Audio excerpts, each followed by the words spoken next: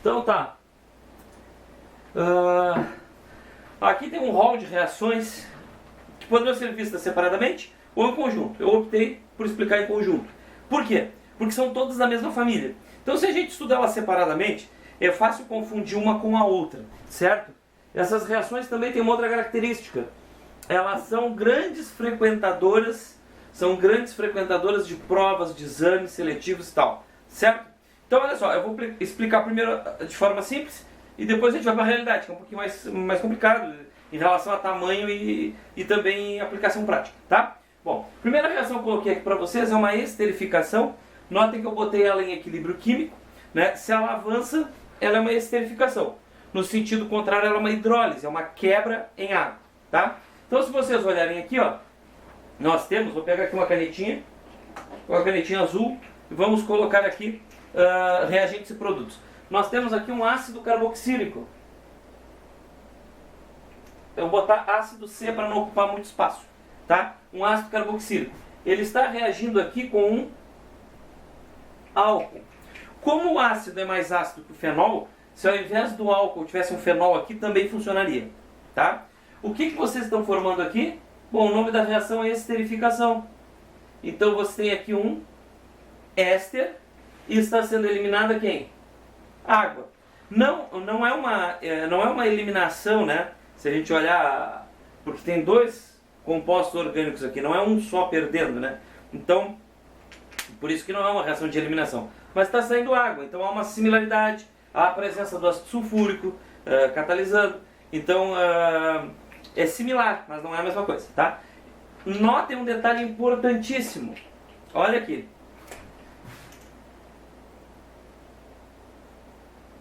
Que o R da cadeia principal do ácido é o mesmo R da cadeia principal do éster, tá? E que o R da cadeia do álcool, linha, é o mesmo R linha aqui do grupo pendurado ali no oxigênio do éster. Beleza? Então, sempre o do ácido vai fazer parte da cadeia principal do éster e o do álcool vai ser o grupo substituinte que fica pendurado ali. Tá bom? Então isso é importante. Certo? A gente poderia ficar falando das funções, da importância do éster, etc. Mas isso é uma esterificação, grande frequentadora de provas de seleção. Existe, obviamente, né, uma salificação ou salicilação, que o pessoal dá 200 nomes diferentes, às vezes tem uns que chamam de esterificação também, mas não é importante a nomenclatura, que é muito parecida.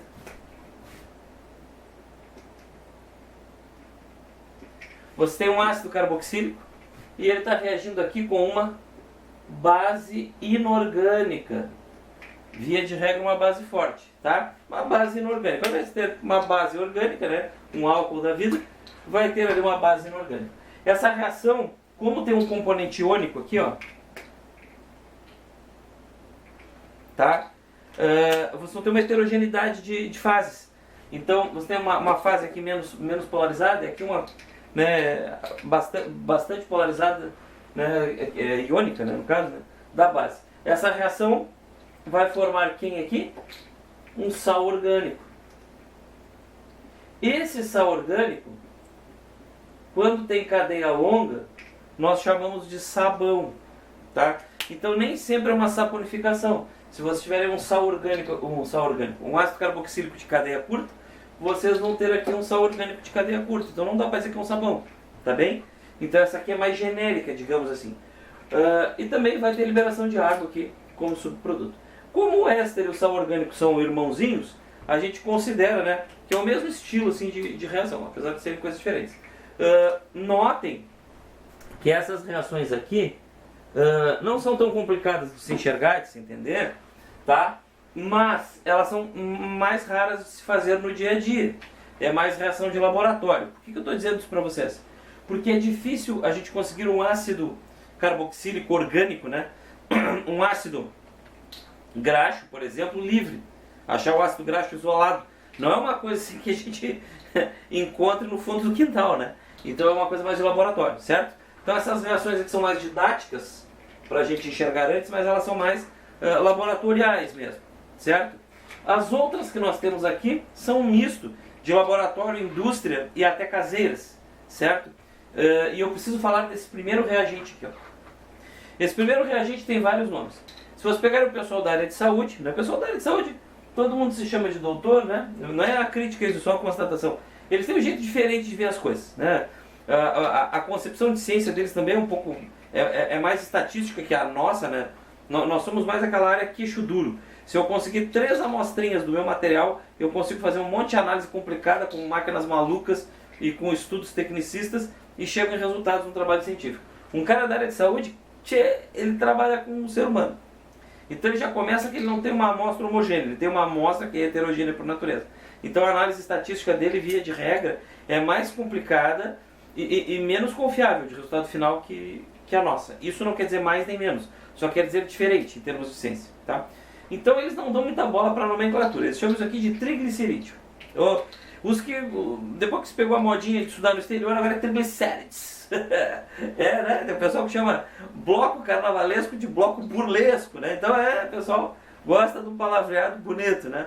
Beleza. Então, isso aqui, na química, o nome correto seria triacilglicerol. Seria o nome mais atualizado, assim, tipo, que diabos é isso aqui?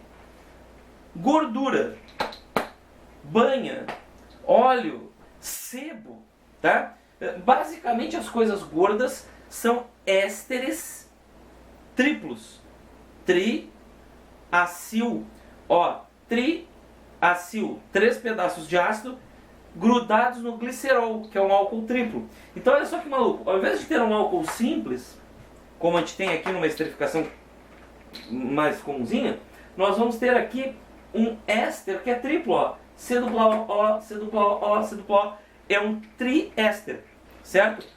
Toda gordura, óleo, banha que vocês conheçam na vida tem essa fórmula. O que muda de um óleo para o outro? O que muda de uma gordura para outra? O que muda da manteiga para a gordura de porco? O que muda delas para o óleo de soja, para o óleo de oliva, até para o óleo de canola, que é um troço, né, inventado pelo homem praticamente? Olha aqui. Os grupos substituintes R.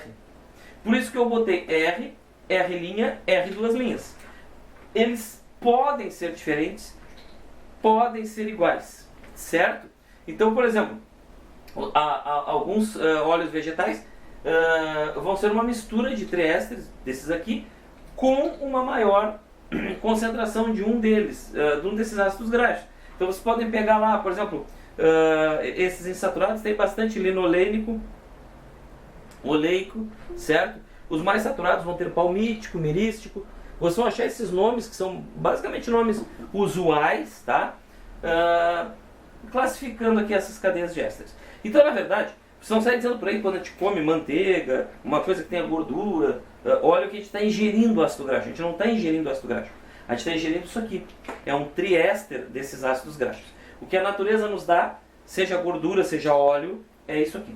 Via de regra, as gorduras têm mais quantidades de cadeias saturadas. Por isso que elas são sólidas. O ponto de ebulição, o ponto de fusão é mais alto. Tá? Fusão, né? A gente está falando de sólido e líquido, fusão. Então, se vocês tiverem aqui esses R insaturados, esse ponto baixo, lembra que as duplas influenciam negativamente nessas temperaturas, porque atrapalham lá o encaixe, né? Então, o que acontece? O óleo vai ter mais insaturado. Mais adiante, quando a gente falar de bioquímica, a gente vai falar de gordura trans, cis.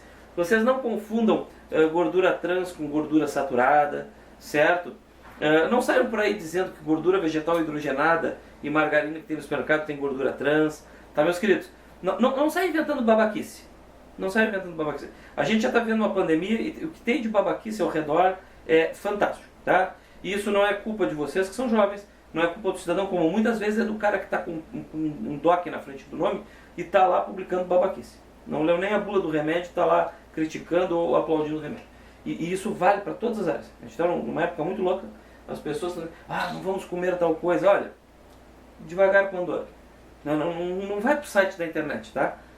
Procure alguém que entenda daquilo ali, né? Então, vamos lá. O que a gente pode fazer com óleo ou com gordura? Alguns exemplos de reações importantes. Então eu botei aqui 3 reações para vocês, que são importantes, que vão aparecer nos estudos de vocês, a partir do triacilglicerol. que o pessoal chama muito de triglicerídeo também. Não é bom ter isso aqui circulante no teu sangue, tá? Significa que tem algum problema, tá? Não é muito bom ter muito disso. Vamos lá, 3 reações. Essa primeira aqui, ó, ocorre lá no teu organismo. Tu foi lá, comeu o teu churrasquinho, ingeriu bastante gordura saturada, ou a tua maionese do teu lanche é insaturada, mas né, vai ter ali um monte de óleo vegetal, né, é gordo, né, gordura engorda, isso aí até o Forrest Gump sabe, né? Apesar que tem gente que compra gordura de coco para emagrecer, né? Depois a gente conversa sobre isso em aula. Então, olha só, vamos lá. Isso aqui é um fenômeno de hidrólise, né? Tu ingeriu uma coisa gordurosa, o teu organismo vai gerar bile, né, que é um detergente, entre aspas, natural. Esse detergente vai quebrar lá, vai emulsificar tuas gorduras, vai ajudar a quebrar elas. E aí tu vai absorver o que sobrou dessa quebra. O que acontece? A água do teu organismo vai participar da hidrólise, obviamente, é quebrar em água. E isso vai liberar lá o glicerol. Glicerol é glicerina mesmo, essa usada aí em produtos de limpeza, cosméticos, etc. E vai acabar liberando os teus ácidos graxos, olha aqui, ó. Tá? Assim a gente consegue liberar os ácidos graxos. Para que um químico usaria isso industrialmente? Precisaria aqui até de umas enzimas para facilitar o trabalho dele. O interessante é que ele conseguiria separar o glicerol, que é um produto bem útil para a indústria, e conseguiria isolar os ácidos graxos. Tá? E esses ácidos graxos depois teriam que ser separados um do outro. Imaginem, ácidos graxos, moléculas de mesma natureza, com pontos de fusão e ebulição até próximos, né? Para destilar é um inferno. Às vezes a gente usa métodos cromatográficos para separar também. Tem um filme bem sofrido chamado O Óleo de Lorenzo que tem a ver com isso. Tá? Um químico velho lá está se aposentando, ele aparece pouquinho no filme, mas ele consegue separar lá os ácidos graxos que vão servir de remédio. Até hoje o remédio chama-se Óleo de Lorenzo para tratar uma síndrome, né, que causa danos cerebrais para as crianças. Né? O filme é muito dolorido, tem gente que vai chorar vendo o filme. Então vamos lá, tá? Então isso, por que eu botei hidrólise e eu botei aqui um duplo sentido? Porque também tem síntese, né? Por exemplo, aqui tem o caso, o Zé, o professor de vocês. Olá, meu churrasquinho e tal, comi triacilglicerol, tá? O óleo de soja lá da maionese do meu lanche não vem pra minha barriga, né? Então, eu boto fiozinho de azeite lá em cima da salada, o óleo de oliva não deposita na minha barriga. O que deposita é a banha do Zé, a banha de ser humano. Nós somos animais, somos mamíferos, então nós depositamos aqui, né, essa gordura que depende da nossa forma de sintetizar esses lipídios. Então, olha só que interessante. É mais ou menos como um jogo Lego. Tu come gordura de outros seres vivos, vegetais e animais, o teu corpo hidrolisa isso, né, e tu usa esses ácidos graxos com o glicerol de novo para sintetizar as tuas gorduras de reserva. Genial, né? Um joguinho de desmontar e montar. Parece simples isso, mano. Não é simples, mas é fantástico, assim, que acontece desse jeito, tá? Isso aqui acontece no nosso organismo e também pode ser feito em laboratório, como eu falando para vocês, tá? Bom, uma diquinha da química.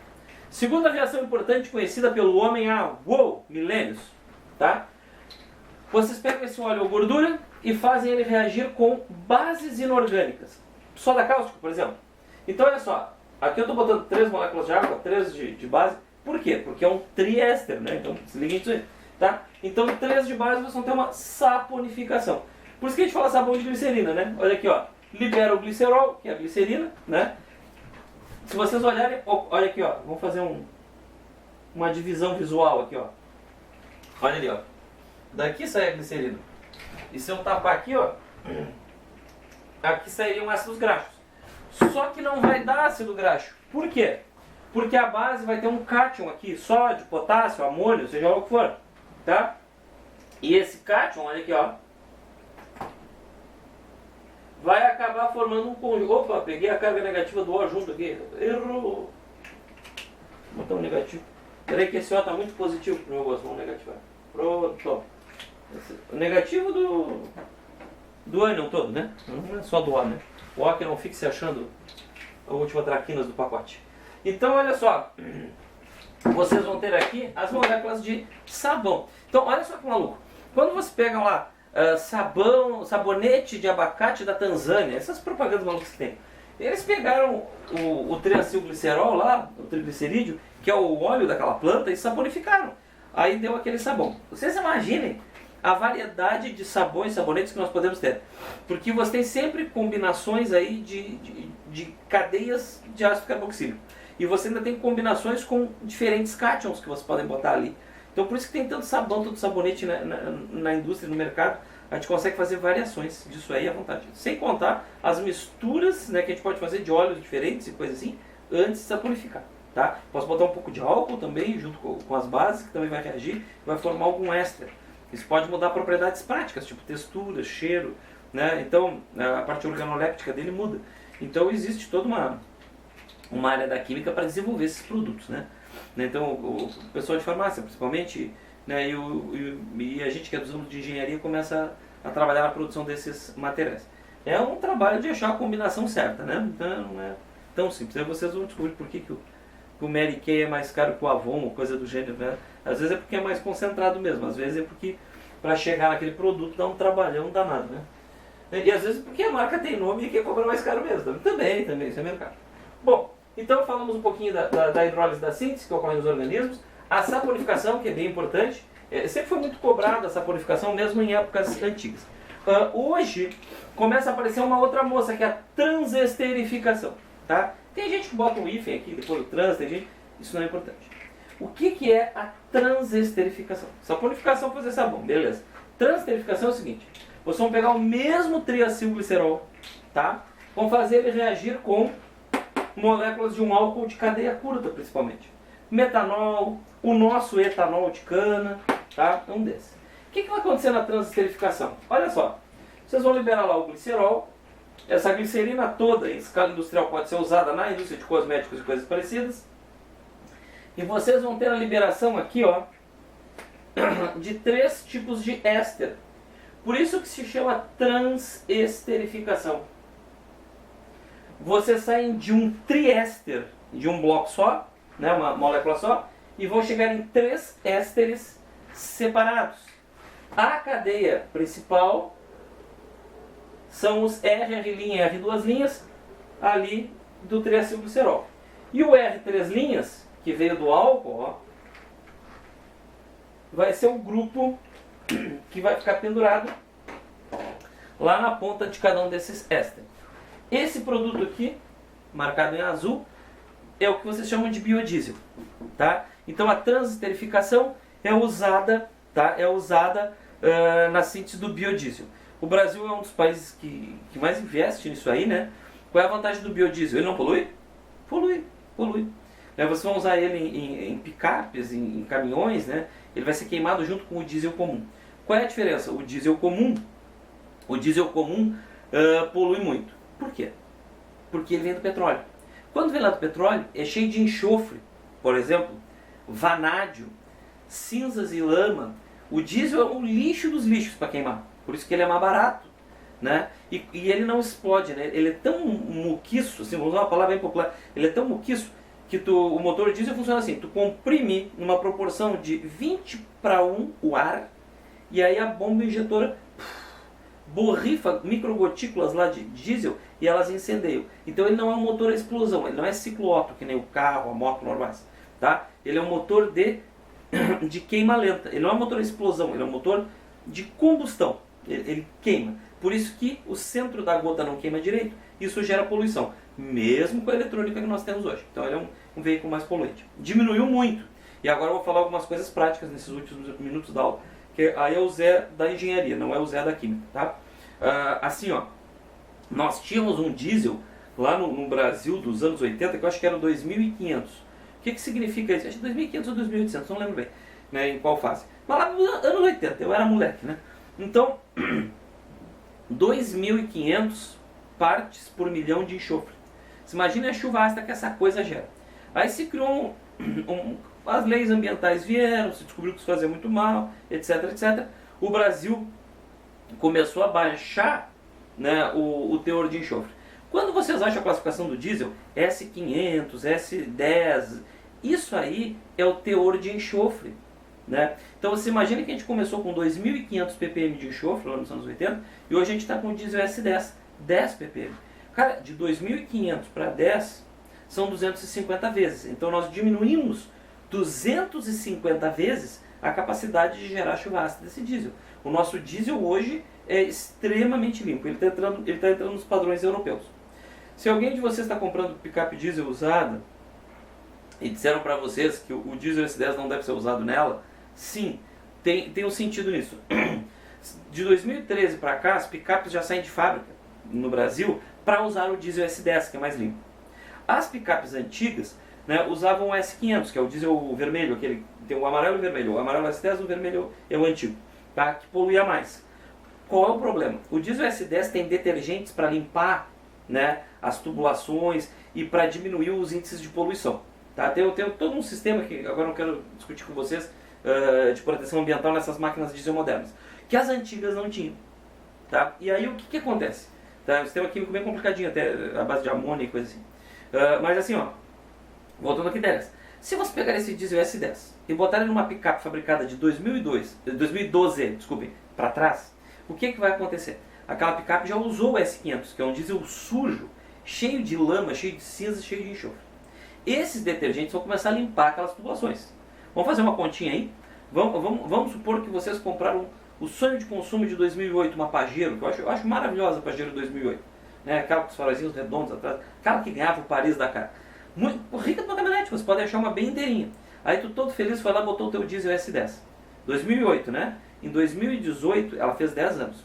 Então é uma caminhonete com 12 anos. Há 12 anos ela queima diesel com muita sujeira. E aquela sujeira vai ficando nas tubulações, né, no tanque e tal. Aí você bota um diesel novo, que tem detergentes para aumentar a limpeza do sistema. Ora, esses detergentes vão trabalhar. Eles vão tirar tudo que é sujeira do tanque, tudo que é sujeira do caminho e vão jogar lá no motor.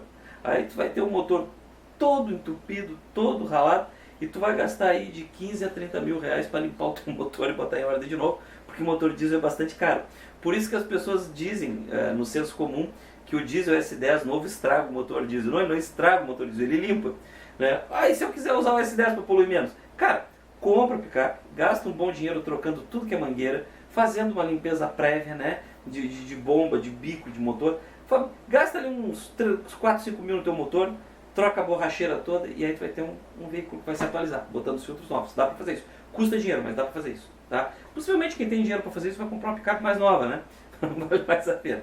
Mas eu estou explicando por que dizem que o diesel novo estraga as picapes. Ele não estraga as picapes, tá? Ele não, na verdade é que o projeto da picape ou do caminhão tem que ser feito a partir do combustível que ele vai queimar. A gente não inventa um combustível novo para carros velhos. A gente monta os carros pensando no combustível que nós temos. Se vocês olharem, os próprios veículos fabricados aqui no Brasil aconselham no manual o uso de gasolina comum. Porque a gasolina comum tem mais padrão de controle do que a aditivada. A aditivada, cada empresa pode fazer, tem um grau de liberdade ali na mistura, sabe?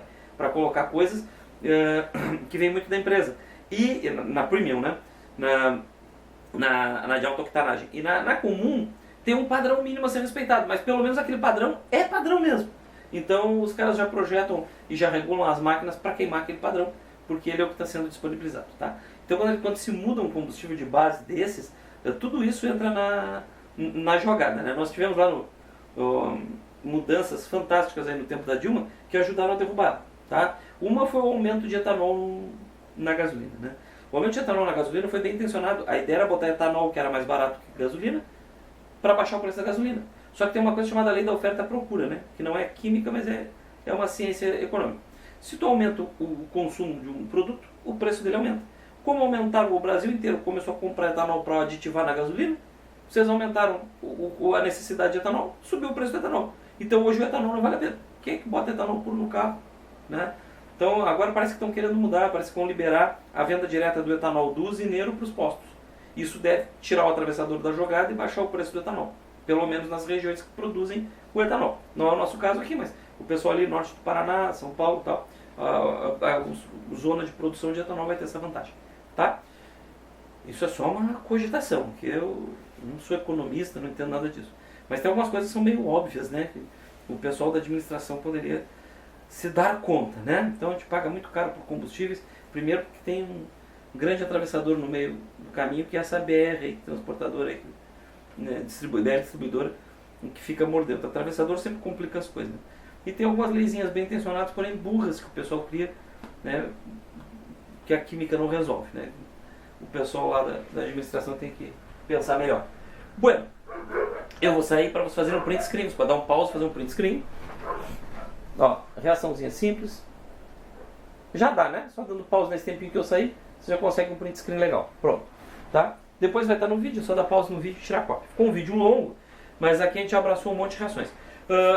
É sempre bom dar uma olhadinha em saponificação, é sempre dar uma olhadinha em transesterificação. Elas são grandes frequentadoras de provas e são reações interessantes, né, gente? A questão do biodiesel, a questão do sabão, poxa, tem a ver com a nossa civilização, né? E muito. Tá bom? Então fechou aqui.